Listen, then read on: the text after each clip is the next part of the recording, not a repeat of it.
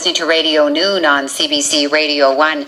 Well, last night, hundreds of volunteers from across the province were honored for the great things they do every day. And sitting there at the ceremony for the Manitoba Volunteer Awards was a very humbling experience. Now, one of the families we met was Troy, Tracy, Levi, and Seth Gregorish of Minnedosa. They started up a support group for a genetic disorder called neurofibromatosis. Now, it can cause life-threatening tumors, disfigurement, and even blindness. Levi was diagnosed with NF when he was just 3 months old, and he is now 11. His mom, Tracy Gregorish, joins me now. Hi, Tracy. Hi there. How are you? Good. Congratulations on your award. Thank you very much. What was it like standing up there with the family in front of 500 people? Yeah, a little bit nervous and humbling all at the same time. Well, it's really interesting because, you know, you've started up this support group for neurofibromatosis. I've never heard of it before, I have to admit. So can you tell us just a little bit about it and, you know, how it manifests itself? I would love to. Can I just back up 1 second? Sure. And say it's Seth who is 11, not a Levi. So my son Seth is my youngest son. Levi is my older one. Oh, okay. So Seth has NF and neurofibromatosis. I think I heard you say it is a genetic disorder, and it can cause all sorts of different things in the body.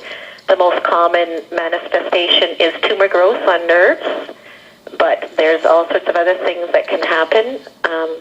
Brown spots called cafe au lait, little fibromas, learning difficulties, disfigurement. It affects everybody differently, though, so it's not like everybody's going to get all those things, but it's one of those things where you might get everything, or you might just get the brown spots and have a fairly normal life. So tell us how you discovered then that Seth had NF. Actually, it started with his leg. One of the effects is bone deformities, and he had a very bowed leg as a baby. At 3 months old, we had his leg x-rayed, and that x-ray sent us from Brandon to Winnipeg to meet Dr. McPherson, who said he had pseudoarthrosis. This was at the Children's Hospital in Winnipeg, and pseudoarthrosis meant false joint. We would have to brace Seth at 3 months old, so he would not break this leg because it was very fragile. And what he said to us as well, so we're learning all these bizarre things, is that it's often linked to another word called neurofibromatosis. At the time, he didn't have the other symptoms, and they needed more than one to diagnose him. But over time, they said watch for these cafe au lait or brown spots, and they started appearing quite quickly, so there was 2 signs. And then they said also these small bumps might appear called fibromas, and those started developing too. Probably by the time he had been 4 months old, we had the diagnosis. So what type of things has he experienced then over his 11 years from this?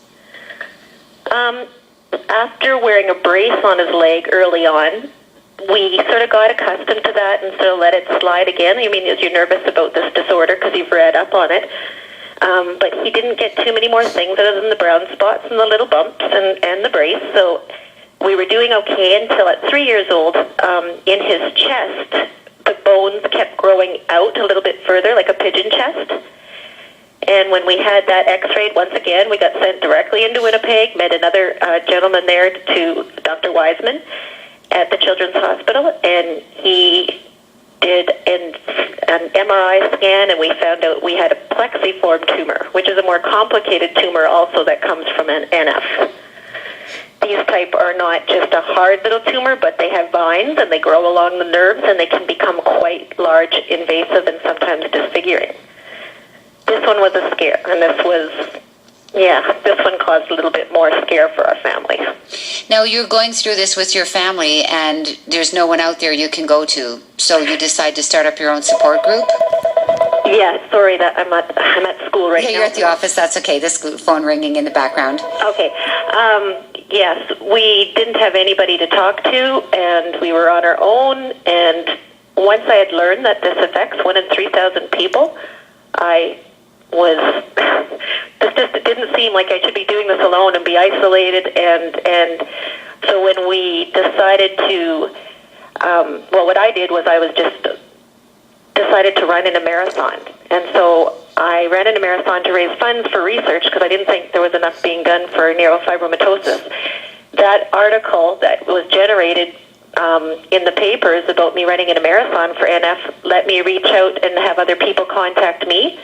And then we started having coffee groups and things like that. And the vice president who lives in Winnipeg, Krista de Gagne, her and I started having a coffee group. And then we'd get another person or family contact us. And lo and behold, after 2005, when we first started meeting, by 2007, we had enough people to become a nonprofit registered charity and do the paperwork for that, because we had enough to have, 9 board members and develop our group. How many families do you think are affected by this in Manitoba?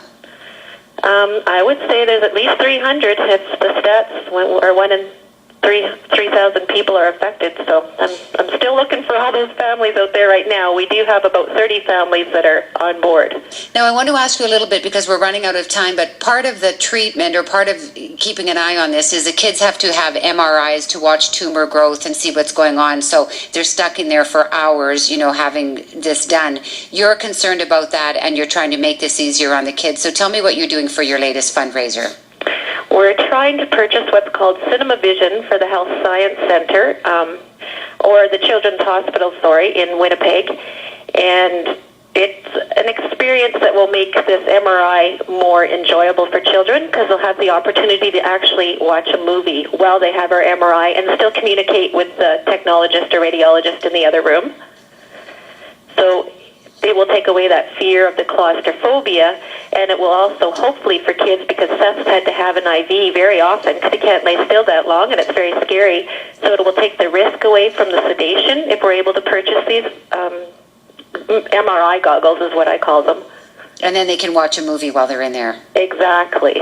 Well, we're going to direct people to the website, and that's how they can donate, I gather, Tracy? You betcha. That'd be awesome. Thanks. So we'll direct them to that. And thank you so much for this, and congratulations again on what you've done. It's lovely. Thank you so much. Okay. Bye-bye. Bye. So that's Tracy Gregorish. She lives in Minnedosa. She and her husband Troy, along with their sons Levi and Seth, have started up the Manitoba Neurofibromatosis Support Group. And if you would like to donate for these goggles, they cost about $50,000. They've raised $20,000 so far.